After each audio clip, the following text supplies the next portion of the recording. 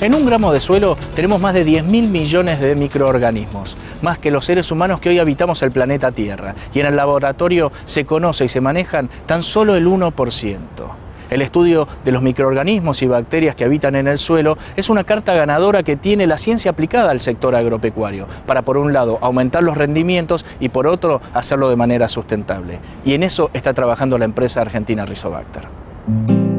Las tecnologías de investigación del siglo XXI permiten aumentar exponencialmente los datos conocidos, pero también aceleran los tiempos en los que obtienen y cruzan esos datos. Gustavo González Santa cuenta cómo trabajan en Rizobacter para conocer más sobre las bacterias que habitan el suelo e interactúan con los cultivos. La verdad que hemos evolucionado muchísimo en los últimos 10 años, sobre todo en el conocimiento de la interacción entre los Bradyrhizobium y el cultivo de leguminosa de soja.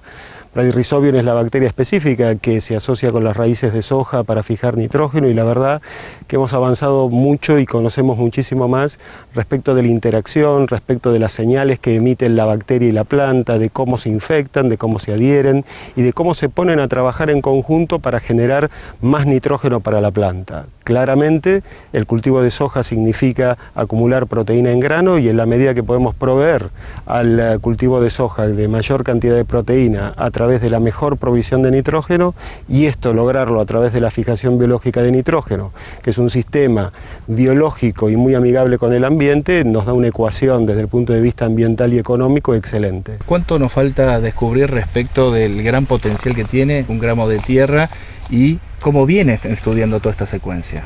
Estamos en el comienzo de una nueva era, claramente, en donde estamos trabajando para descubrir nuevos microorganismos, para tratar de conocer mucho mejor cuál es el lenguaje y la interacción entre esos mismos microorganismos y las plantas, para poder maximizar esa relación y esa comunicación y ese diálogo bioquímico molecular, de manera de potenciar el crecimiento, el desarrollo y el rendimiento de los cultivos. ¿Y cómo esto puede ayudar a reducir estreses abióticos? Claramente, cuando uno se pone a pensar que los microorganismos están en la Tierra desde hace 3.500 millones de años y que salieron de una sopa sumamente caliente y compleja con gran cantidad de minerales en solución, esto nos da la idea de que a lo largo de todo este tiempo se han podido adaptar a diferentes condiciones de pH, a diferentes condiciones de estrés hídrico, de estreses abióticos de los más diversos. Consecuentemente, a través de una selección programada, a través del estudio de esta interacción a la que hacíamos mención antes, claramente podemos maximizar estos rendimientos de los cultivos, que es nuestro objetivo prioritario.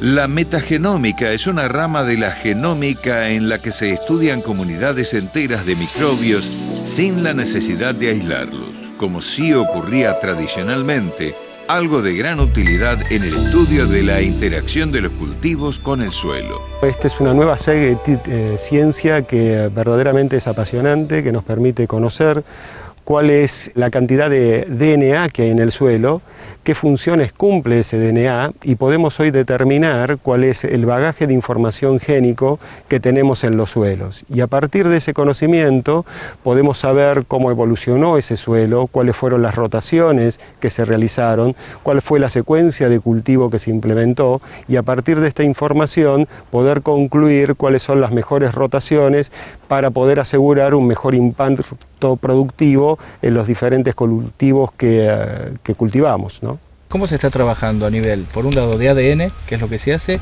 y cómo se está profundizando ahora con el ARN, sobre todo teniendo estas nuevas herramientas? Claramente es importante saber quién, pero también es importante saber lo que están haciendo, ¿no?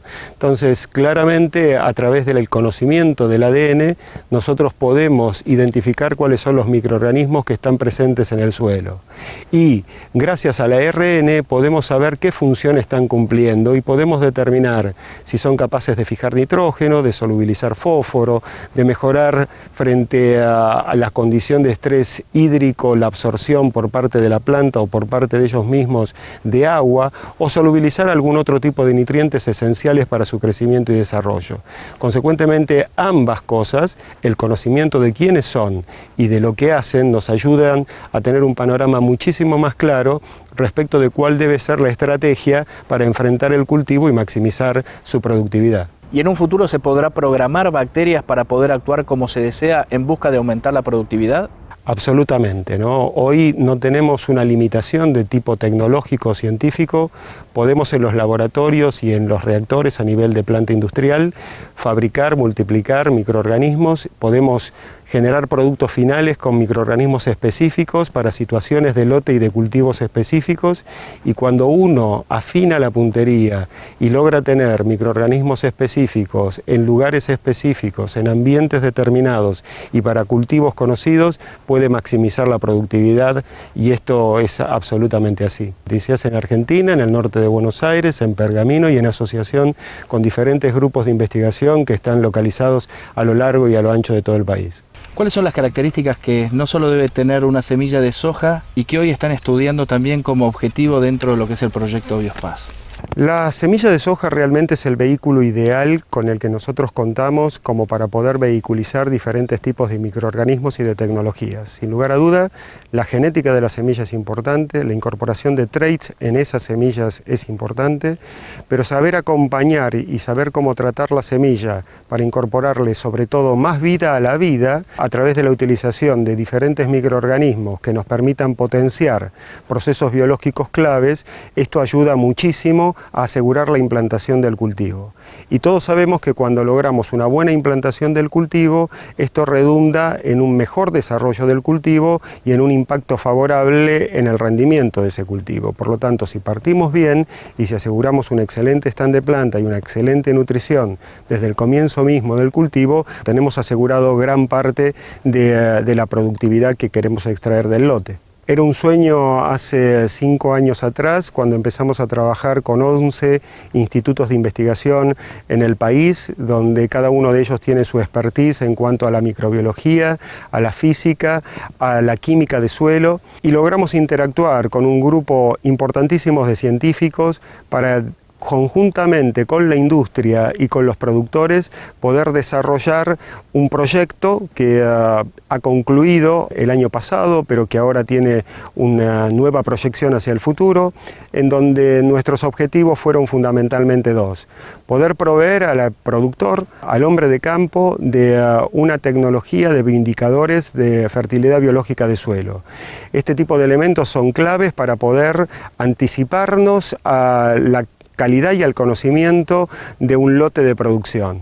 Y al mismo tiempo también nos ha permitido claramente poder ir aislando diferentes microorganismos de diferentes condiciones de manejo, de diferentes suelos y cultivos, para poder tener una gran colección de microorganismos para después poder desarrollar diferentes inoculantes que puedan ser utilizados nuevamente en el campo. González Santa describe cuáles son las áreas de estudio del proyecto Biospaz, que nuclea esfuerzos públicos, privados y de productores. Pudimos trabajar con microorganismos bacterianos que son capaces de solubilizar fósforo, pudimos trabajar con hongos como las micorrizas que nos aseguran una mejor absorción de agua y estructuración del suelo, hemos seleccionado microorganismos por su capacidad de solubilizar azufre, hemos trabajado con microorganismos que son capaces de controlar diferentes bacteriosis o diferentes problemas con patógenos fúngicos que tenemos en diferentes cultivos, en diferentes situaciones, en diferentes regiones del país. En definitiva, nos ha provisto de una colección y de una biblioteca de microorganismos muy amplias que van desde los promotores del crecimiento hasta los biocontroladores, tanto sean estos de enfermedades o incluso de algunas pestes o plagas. La siguiente etapa es la que estamos transcurriendo ahora. Ya tenemos una gran colección, sabemos lo que hacen estos microorganismos y ahora queda todo un trabajo a nivel de reactor o de fermentador para la industria para generar productos que sean fácilmente aplicables a nivel de lote de producción. Sabemos que podemos tener una muy buena técnica o un muy buen conocimiento científico, pero si esto no se transforma en una tecnología, no hay una vehiculización de ese conocimiento generado en los laboratorios y en las parcelas experimentales a nivel de lote extensivo de productor. Por lo tanto, ahora estamos en el proceso de transformar ese conocimiento en un producto que sea manejable y aplicable de manera fácil y sencilla a nivel de lote de producción. Seguimos en Pergamino, donde el ingeniero Gustavo González Santa cuenta qué es la bioinducción y para qué sirve. Como todos los seres vivos nos comunicamos. Las bacterias no tienen la posibilidad de tener un lenguaje verbal, no se pueden ver entre ellas, no pueden tocarse entre ellas, pero sí pueden emitir señales químicas. Y este es el lenguaje que utilizan para reconocerse unas a otras. Y también es el lenguaje que utilizan para comunicarse con las plantas. En la medida que nosotros estimulamos esa comunicación, conocemos más de esa comunicación e incentivamos a las bacterias a emitir mayor cantidad de señales que sean reconocidas por las plantas reconocen esos microorganismos benéficos, los permiten que esos microorganismos ingresen en la planta y ahí, en esta asociación microorganismo-planta, se genera una simbiosis sinérgica que nos mejora notablemente la productividad. Hoy nuestra agricultura está fundamentada en cuanto a lo que hace al control de enfermedades y de plagas en la utilización de diferentes moléculas químicas. Pero también sabemos que en la naturaleza hay microorganismos capaces de controlar a diferentes microorganismos, pero que son patógenos. Consecuentemente, existen hoy diferentes alternativas, tanto sean estas bacterianas o de hongos, que nos permiten controlar diferentes enfermedades, tanto sean estas de semilla, de raíz o de la parte foliar de las plantas de soja, de maíz o de cualquiera de los cultivos extensivos. Consecuentemente, el biocontrol significa tener una estrategia de acercamiento biológico para lograr controlar enfermedades que hasta ahora veníamos controlándola con diferentes activos químicos. Los productos biológicos brindan una forma de interacción diferente con la planta que la propuesta por los productos químicos. Esto es interesante tu pregunta por lo siguiente. Nosotros generalmente estamos acostumbrados a obtener un resultado causa-efecto cuando utilizamos productos químicos. En el caso de los productos biológicos tenemos un valor adicional, cual es de que el producto biológico, como se trata de un ingrediente activo vivo, puede permanecer en asociación con la raíz o con la parte aérea de la planta o incluso en el interior de la planta durante toda su vida. Consecuentemente, si yo tengo un producto que bioinduce la nodulación y que mejora la fijación biológica de nitrógeno, no es extraño concluir que podemos asegurar una adecuada nutrición del cultivo de soja durante un periodo de tiempo más prolongado. Y en el caso concreto de un biofungicida, al ser un organismo vivo, al poder introducirse ese organismo en el interior del vegetal, al poder vivir en el interior del vegetal y por lo tanto ser un microorganismo endófito, nos permite que el periodo de control del patógeno potencial que puede atacar a la planta pueda ser mucho más prolongado y no solamente de un efecto puntual cuando se realice una aplicación a nivel de lote con un producto químico convencional. Ahora, haciendo un trabajo de prospectiva, ¿cómo están diseñando y visualizan las características defensivas que los productos biológicos en combinación con los químicos le pueden proveer a una semilla de soja? Tenemos hoy en día, y todos conocemos, algún tipo de resistencias de diferentes patógenos a diferentes ingredientes químicos que convencionalmente utilizamos. Consecuentemente, sabemos que los microorganismos, como todo ser vivo, evoluciona. Y en esta evolución se torna resistente al ingrediente químico al que se lo expone permanentemente para lograr un determinado control o para ser controlado.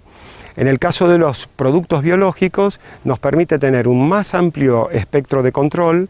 Con muchos de ellos podemos tener asociaciones a productos químicos que sean beneficiosos para controlar determinado grupo de enfermedades y en lugar de utilizar la letra O, nosotros preferimos utilizar la letra I. Esto quiere decir que no es solamente la utilización de biológico o no es solamente la utilización de químicos y no hay un antagonismo en esto, sino que más bien estamos tratando de trabajar en conjunto para que de esta manera obtengamos los mejores beneficios de los químicos con los mejores beneficios de los biológicos para asegurar una mejor sanidad de los cultivos. González Santa explica algunos de los beneficios de la bioinducción en el control de patógenos y para resolver situaciones de estrés.